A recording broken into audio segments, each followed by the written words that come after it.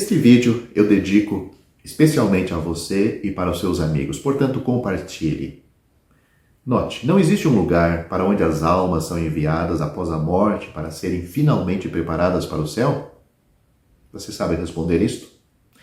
Tal lugar existe apenas na imaginação das mentes dos homens. A Bíblia não apenas silencia quanto à existência de tal lugar, mas seu testemunho é morto contra tal ideia.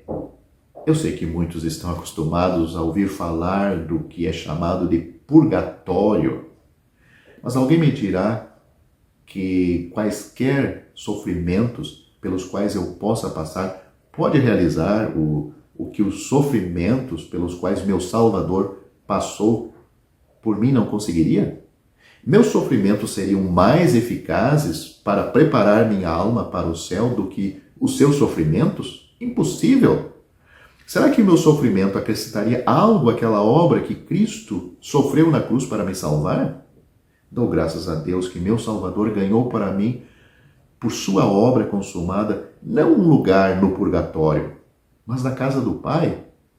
Sua obra é tudo o que é necessário para preparar o pecador crente para aquele lugar e estarmos apenas esperando que ele venha para entrar no lugar para o qual nos preparou. É isso que ele fala tão claramente aos seus discípulos no Evangelho de João, capítulo 14, versículos 1 a 3. Se chamado para morrer, não será para passar para um processo posterior de purificação pelo fogo do purgatório, mas estar com Cristo, o que é muito melhor. Filipenses capítulo 1, versículo 23. Isto vale para todo salvo. Partir é estar com Cristo. É uma coisa muito diferente de partir para o purgatório, não é? O caso do ladrão moribundo não ilustra como um pecador se torna apto para o céu sem o purgatório, alguma obra da sua parte, da nossa parte? Isso sim. Pobre homem, com as mãos firmes na cruz, cravadas na cruz, que tipo de trabalho ele poderia fazer? Ele só podia voltar-se para o Senhor em toda a sua vileza e desamparo. Isso ele fez e foi abençoado imediatamente com a promessa: hoje estarás comigo no paraíso. O Senhor Jesus disse para aquele malfeitor ao seu lado que confessou ele como Salvador: pouco importa o que os homens dizem ou pensam sobre o que ou onde era o paraíso. O ponto é que ele estava lá e então se ajuntou para a companhia de Cristo e teve a certeza de estar com ele. Mas será que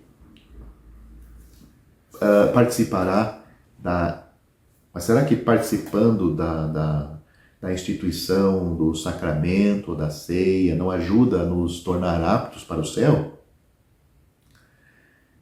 Sem sugerir de forma alguma que a ceia do Senhor ou o sacramento, como alguns chamam, não seja importante, eu mesmo participo da ceia quando possível, todos os domingos, mas ao fazê-lo, não tenho o mais remoto pensamento de me tornar mais apto para o céu.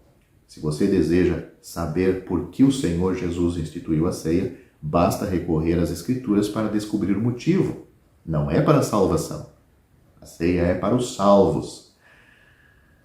É afirmado distintamente o suficiente nas Escrituras o motivo da ceia. Veja, por exemplo, Lucas capítulo 22, versículo 19. Jesus mesmo disse: fazei isto em memória de mim.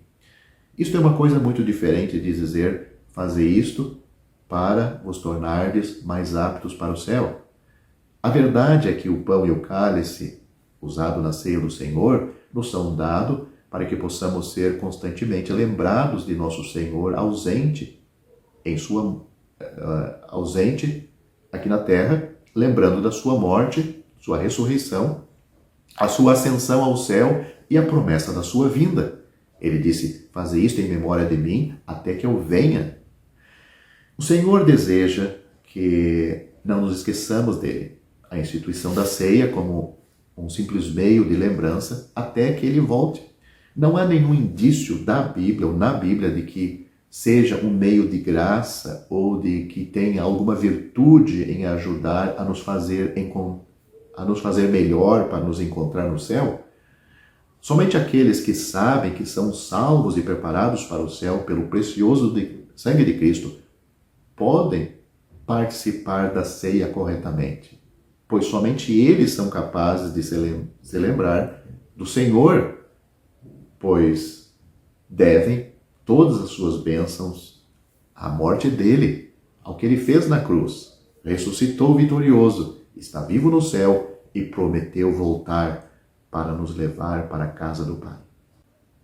Há algo de suma importância a ser dito para todo aquele que ainda não é salvo ou se diz crente, mas não tem certeza da sua salvação.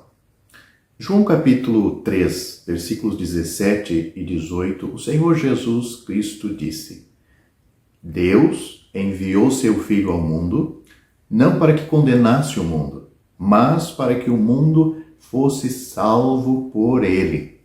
Quem crê nele não é condenado, mas quem não crê já está condenado, porquanto não crê no nome do unigênito Filho de Deus. Essas foram as palavras do Senhor Jesus nesses 2 versículos do capítulo 3 do Evangelho de João. Somente sobre esta base e nenhuma outra é que você pode ser salvo. Se você deve ser salvo, então o pesado fardo de seus pecados precisa ser removido. Se o seu pesado fardo precisa ser removido, a pena pelo pecado, ou castigo pelo pecado, precisa ser aplicada em alguém. Se a pena pelos pecados precisam ser aplicada em alguém, então Jesus precisava morrer, pois a pena para o pecado ou para os pecados é a morte. Você não poderia suportá-lo sem perecer miseravelmente. Assim disse o apóstolo João: pelo seu nome vos são perdoados os pecados. 1 João capítulo 2, versículo 12. Não pelas obras que você possa praticar, nem pela sua moralidade, mas pelo nome de Jesus. A misericórdia flui hoje mesmo, não por meio de alguma relíquia em alguma cidade santa, nem por meio do toque de alguma mão santificada, mas de um vitorioso e ressuscitado Cristo que hoje está no céu. Pode-se ter acesso a Ele estando em qualquer lugar. Toque nele, ou, em outras palavras, se preferir, creia nele e você será salvo. É somente pela fé. As Escrituras são conclusivas quanto a este ponto. A salvação não é por meio das obras, nem por fé e obras combinadas, mas somente pela fé. A salvação de um pecador não se dá quando ele é batizado, ou foi batizado, crismado, recebido na igreja, nem tampouco por dar esmolas, dízimos, ofertas, tomar a ceia, frequentar a igreja, pregar, jejuar, orar, rezar, fazer penitências e tantas outras coisas mais. Efésios capítulo 2, versículos 8 e 9 diz de uma maneira clara: porque pela graça sois salvos por meio da fé. E isto não vem de vós, é dom de Deus. Não vem das obras, para que ninguém se glorie. Esta é a única resposta sensata. Portanto, cuidado para não perder sua alma eternamente só por causa desta pequena questão, o tempo da sua resposta a este convite de salvação. A Bíblia diz: eis aqui agora o tempo aceitável. Eis aqui agora o dia da salvação. 2 Coríntios capítulo 6, versículo 2.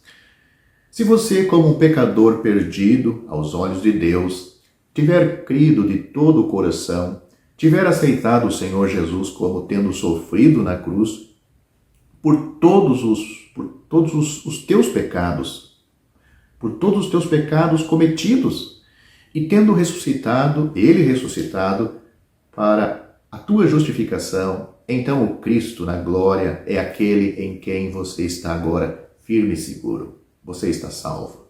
Você já tem, portanto, a vida eterna. Você está nas mãos do bom pastor e ele nunca o deixará de assim conduzir até que o tenha introduzido no lar celestial. Se assim verdadeiramente creu, você já foi feito membro do corpo de Cristo, a igreja verdadeira, ligado ao seu Senhor pelo Espírito Santo. E agora, a caminho do céu. O Senhor Jesus se alegra em reunir os seus em torno de si, fora do arraial, o sistema religioso, e ao seu nome exclusivamente, até que volte para levar-nos todos a este lar celestial, para estarmos com Ele e sermos semelhantes a Ele por todo sempre, na glória, para o seu eterno louvor.